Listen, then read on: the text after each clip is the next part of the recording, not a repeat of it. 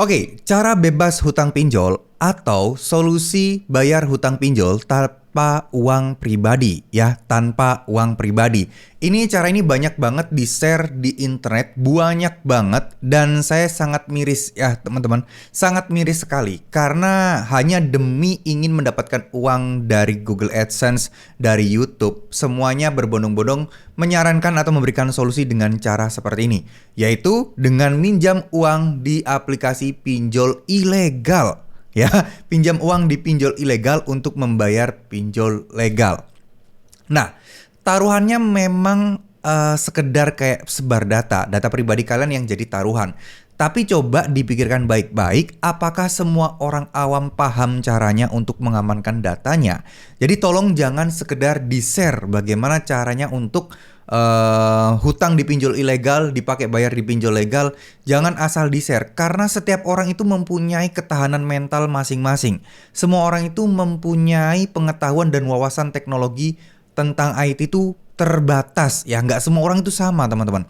Kalau misalnya ada orang menyarankan cara seperti ini dan orang seperti itu yang melakukannya adalah orang-orang awam, bro, mereka ini nantinya kasihan banget kalau ada langkah yang miss, terus kemudian data pribadinya diambil, belum lagi kena teror ancaman-ancaman yang dimana mereka-mereka ini masih awam banget soal hukum.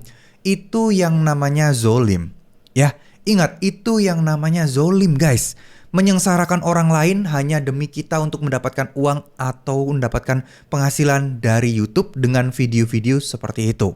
Bukan saya bermaksud menyerang siapapun, tapi buat yang merasa membuat video solusi pinjol bisa bayar utang tanpa harus menggunakan uang pribadi seperti ini, tolong untuk dipikirkan lah, dikasih solusi-solusi yang lain lah. Jangan solusi seperti kayak nyuruh orang untuk pinjol ilegal.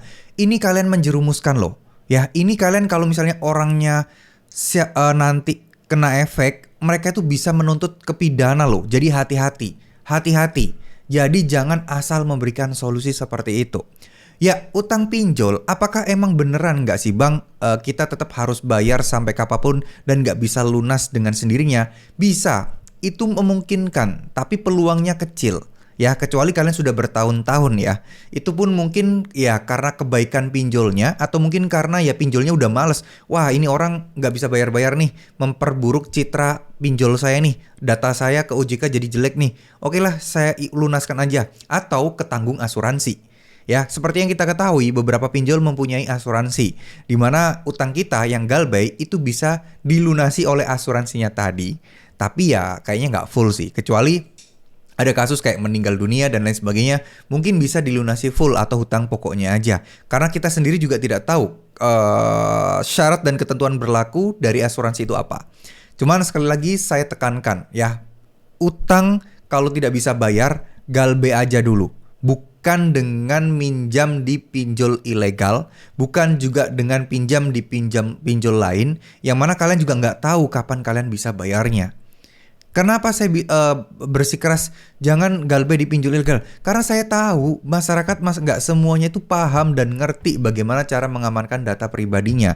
Pinjol ilegal itu sekarang juga nggak goblok-goblok banget ya. Pinjol ilegal itu sekarang juga pinter-pinter. Mereka tahu mana data yang fake, mana data yang palsu, mana data yang asli. Bisa aja kalian memanipulasi data, tapi mereka udah pinter-pinter gitu loh. Misal, gimana caranya teman-teman bisa memanipulasi data yang kalian harus pegang KTP sama selfie. Oke, nomor kontak HP, terus kemudian nomor galeri itu bisa kalian palsukan. Tapi kan ketika kalian pegang KTP kalian, nah yang jadi masalah adalah seperti ini. Itu kan nggak bisa dipalsukan.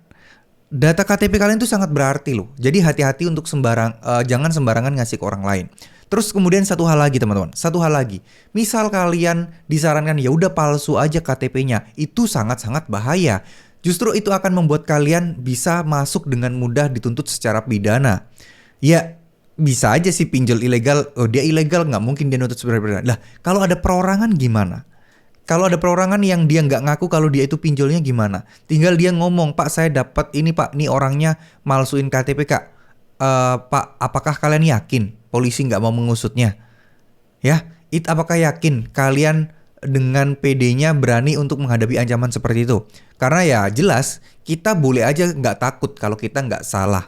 Tapi kalau kita salah udah malsuin dokumen, ya wajar kalau kita takut karena kita memang melakukan kesalahan. Cuman kembali lagi, apakah kita gagal bayar pinjol itu kesalahan? Jawabannya enggak. Ya memang secara tanggung jawab kita lalai untuk bayar. Cuman masalahnya kondisi ketika kita tidak punya uang, kita hold dulu, kita tahan dulu, kita galbay dulu. Itu bukan sesuatu yang hina dibandingkan kalian gali lubang tutup lubang. Biarkan, ya udah kena denda, kena bunga. Ya mau gimana lagi, kita tidak punya uang. Ya siapa tahu dikumpulkan sedikit demi sedikit, rajin berdoa, rajin sholawat, rajin bekerja keras. Insya Allah pasti masa Allah nggak mau nolong kalian, ya kan? Itu akan jauh lebih masuk akal caranya dibandingkan ya harus galbein pinjol ilegal. Ya itu menurut saya bukan cara yang, ya kalian tahu sendiri lah ya, penghasilan dari YouTube ketika kita membahas tentang pinjol itu gede. Banyak orang-orang yang memanfaatkan solusi-solusi kayak gini tujuannya hanya untuk mendapatkan views dan mendapatkan income aja. Itu yang sangat-sangat bahaya. Jadi teman-teman harus cerdas, teman-teman harus memilah mana yang benar dan mana yang enggak. Masih banyak kok yang benar-benar, tapi ya yang enggak benar juga banyak juga ya. Nggak usah percaya sama saya, nggak apa-apa. Kalian ulik sendiri, kalian googling sendiri. Jangan terima mentah-mentah informasi dari orang yang mungkin belum tentu kalian kenal, track recordnya nggak jelas ya. Saya pun nggak usah kalian percaya, nggak apa-apa. Yang penting kalian googling sendiri setelah ini. Oke? Terima kasih. Wassalamualaikum warahmatullahi wabarakatuh.